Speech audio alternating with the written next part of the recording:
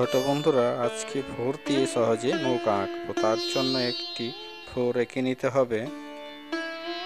তারপরে ফ্লোরের নিচে একটি সোজা লম্বা লাইন, তার মাঝখানে আরেকটি সোজা ছোট্ট লম্বা লাইন, এরপরে দু সাইডে আস্তে আস্তে করে জয়েন করে দিতে হবে। নৌকাটাতে দুটো মানুষ বসে রয়েছে, সেগুলো আঁকতে হবে।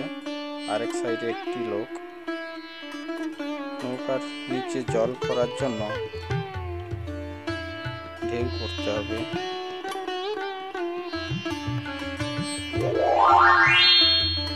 এরপরে এটাতে কালার করার জন্য প্রথমে রেড আউটলাইন দিতে হবে, তারপরে বর্ডার করতে হবে, এরপরে অরেঞ্জ।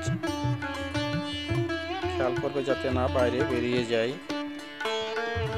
মানুষগুলোতে তোমরা নিজের মতো কালার করতে পারো। আমি এখানে গ্রিন, অরেঞ্জ আর ইয়েলো কালার ব্যবহার করেছি।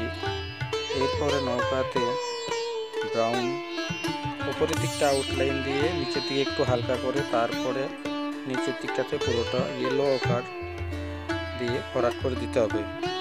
এরপরে জলের কালারের জন্য স্কাই ব্লু হালকা করে কুশন ব্লু দিয়ে দিতে পারো। ভিডিওটি কেমন লেগেছে তোমরা অবশ্যই কমেন্টে জানাবে।